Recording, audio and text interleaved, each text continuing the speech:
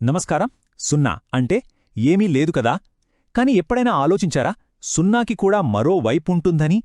పదండి ఈరోజు నంబర్స్ ప్రపంచంలోకి ఓ చిన్న ప్రయాణం చేద్దాం. సున్నా అవతల ఏముందో కనిపెడదాం. మనందరికీ 0, 1, 2, 3 ఈ నంబర్లు బాగా తెలుసు. కాని సున్నాకి అవతలి వైపు ఏముంటుంది? అసలు సున్నా కన్నా చిన్న నంబర్లుంటాయా? ఇదే ఇవాళ మనల్ని నడిపించే ప్రశ్న. సరే, ముందుగా ఒక విషయం చూద్దాం. మనకు తెలిసిన నెంబర్ లైన్ ఉంది కదా, అది నిజానికి ఒక నెంబర్ రే అన్నమాట. అంటే 0 దగ్గర స్టార్ట్ అయ్యి అలా కుడివైపుకు వెళ్ళిపోతూనే ఉంటుంది. కానీ ఇక్కడే ఒక ట్విస్ట్ ఉంది. ఇది కథలో సగమే. మరా సున్నాకి ఎడమవైపేముంది? దాని సంగతేంటి? 0 కన్నా తక్కువ ఉండే ఆ నంబర్లనే అర్థం చేసుకోవడానికి మనమందరం ఒక సరదా చోటికి వెళ్దాం. దాని పేరు బేలాస్ బిల్డింగ్ ఆఫ్ ఫన్. ఈ ఒక్క ఉదాహరణతో మొత్తం కాన్సెప్ట్ చాలా ఈజీగా అర్థమైపోతుంది. బేలా బిల్డింగ్ని చూడండి. ఇది మామూలు బిల్డింగ్ కాదు.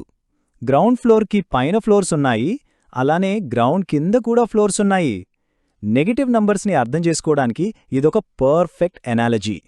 ఇప్పుడు ఒక ముఖ్యమైన మాట గురించి తెలుసుకుందాం. అదే ఇంటిజర్స్.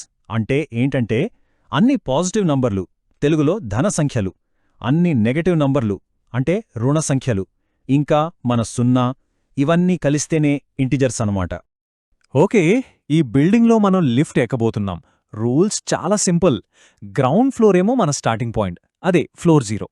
లిఫ్ట్లో ప్లస్ బటన్ నొక్కితే పైకి అంటే పాజిటివ్ ఫ్లోర్స్కెళ్తాం. అదే మైనస్ బటన్ నొక్కితే కిందకి నెగటివ్ ఫ్లోర్స్కెళ్తాం. రెడీనా? రైట్. ఇప్పుడు ఈ లిఫ్ట్ సాయంతో అడిషన్, సబ్ట్రాక్షన్ అంటే కూడిక, తీసివేత ఎంత ఈజీగా పనిచేస్తాయో చూసేద్దాం. ఇక్కడ మనం గుర్తుపెట్టుకోవాల్సిన ఫార్ములా ఒక్కటే. స్టార్టింగ్ ఫ్లోర్ ప్లస్ మన moment is equal to target floor. అంటే ఎక్కడ మొదలుపెట్టాం, ఎటు వెళ్ళాం అనేవి తెలిస్తే ఎక్కడికి చేరుకుంటామో తెలిసిపోతుంది. చాలా సింపుల్ కదా. ఉదాహరణకు మనం స్పోర్ట్స్ ఫ్లోర్ అంటే +2 దగ్గర స్టార్ట్ అయ్యాం అనుకుందాం. ఇప్పుడు లిఫ్ట్లో ప్లస్ బటన్ను 3 సార్లు నొక్కాం. ఎక్కడికెళ్తాం? కరెక్ట్, స్పేస్ ఫ్లోర్ అంటే +5కి. సో +2 + +3 = +5. ఇదే కూడిక. ఇప్పుడు ఇంకో ఎగ్జాంపుల్.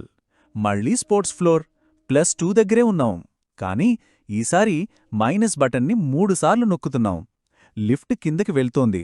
1, 2, గ్రౌండ్ ఫ్లోర్ దాటేసి 3. మనమిప్పుడెక్కడున్నాం? టాయ్స్ ఫ్లోర్ అంటే -1 దగ్గర.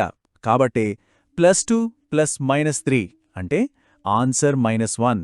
చూసారా, మనం 0ని దాటి నెగటివ్ నంబర్స్లోకి అడుగుపెట్టేశాం. ఓకే, ఈ బిల్డింగ్ ప్రయాణం భలే సరదాగా ఉంది. కానీ ఈ నెగటివ్ నంబర్స్ మన నిజ జీవితంలో ఎక్కడైనా ఉపయోగపడతాయా? అబ్సల్యూట్గా.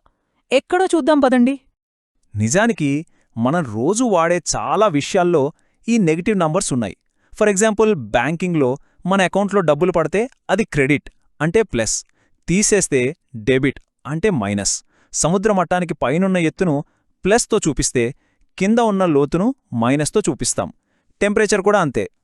ఈ నెగటివ్ నంబర్ల కాన్సెప్ట్ వెనుక ఒక ఇంట్రెస్టింగ్ హిస్టరీ ఉంది. అండ్ దాని మూలాలు మన భారతదేశంలోనే ఉన్నాయంట. నమ్ముతారా? ఈ ఆలోచనకు ఒక పూర్తి రూపాన్నిచ్చిన గొప్ప గణిత శాస్త్రవేత్త బ్రహ్మగుప్తుడు గురించి ఇప్పుడు తెలుసుకుందాం. ఈ టైంలైన్ చూస్తే ఆశ్చర్యం వేస్తుంది. క్రీస్తుపూర్వం 300లోనే కౌటిల్యుడి అర్థశాస్త్రంలో నెగటివ్ అకౌంట్స్ గురించి రాశారు. కానీ క్రీస్తు శకం 628లో మన భారతీయ గణితవేత్త బ్రహ్మగుప్తుడు ఈ పాజిటివ్, నెగటివ్ నంబర్స్కి సంబంధించిన పూర్తి రూల్స్ని ఫార్మలైజ్ చేశారు. ఈ ఐడియా యూరప్కి చేరడానికే ఏకంగా 13వ శతాబ్దం పట్టిందంటే చూసుకోండి. ఇక్కడ మనం గుర్తుంచుకోవాల్సిన ముఖ్యమైన విషయం ఏంటంటే, క్రీస్తు శకం 628లో బ్రహ్మగుప్తుడు మొట్టమొదటిసారిగా పాజిటివ్, నెగటివ్ ఇంకా 0 ఈ మూడింటినీ కలిపి ఒక కంప్లీట్ సిస్టమ్గా చూశారు. ఇది మ్యాథ్స్ హిస్టరీలోనే ఒక పెద్ద మైలురాయి. అసలాయన చెప్పిన అడిషన్ రూల్స్ ఎంత సింపుల్గా, ఎంత పవర్ఫుల్గా ఉన్నాయో చూడండి. 2 పాజిటివ్లని కలిపితే పాజిటివ్, 2 నెగటివ్స్ని కలిపితే నెగటివ్, ఒక పాజిటివ్ ఒక నెగటివ్ కలిపితే ఏ నంబర్ పెద్దదో దాని సింబల్ వస్తుంది. అంతే. ఇంకా ఒక నంబర్కి దానికి వ్యతిరేకంగా ఉన్న నంబర్ని కలిపితే 0 వస్తుంది. అంటే 2కి -2 కలిపితే 0. ఎంత అద్భుతంగా ఉందో కదా. దాదాపు 1400 ఏళ్ల క్రితం చెప్పిన అవే రూల్స్ మనం ఈరోజుకీ వాడుతున్నాం. కానీ ఇక్కడ ఆశ్చర్యకరమైన విషయం ఒకటుంది. బ్రహ్మగుప్తుడు ఈ రూల్స్ని చెప్పిన 100 ఏళ్ల తర్వాత కూడా, అంటే 18వ శతాబ్దంలో కూడా చాలామంది యూరోపియన్ మ్యాథమెటిషియన్లు నెగటివ్ నంబర్స్ని ఒప్పుకోలేదట. వాటిని అబ్సర్డ్ నంబర్స్, అంటే అర్థంపర్థం లేనివని అనేవారట. దీన్ని బట్టి బ్రహ్మగుప్తుడి ఆలోచన తన కాలం కంటే ఎంత ముందుందో మనం అర్థం చేసుకోవచ్చు. బ్రహ్మగుప్తుడు ఈ నియమాలను క్రీస్తు శకం 628లోనే చెప్పారు. మరి ఈరోజు మనం చాలా సహజంగా సింపుల్గా తీసుకునే ఏ ఆధునిక ఆలోచనలు ప్రపంచమంతా అంగీకరించడానికి కొన్ని శతాబ్దాలు పట్టి ఉండొచ్చో ఒక్కసారి ఆలోచించండి.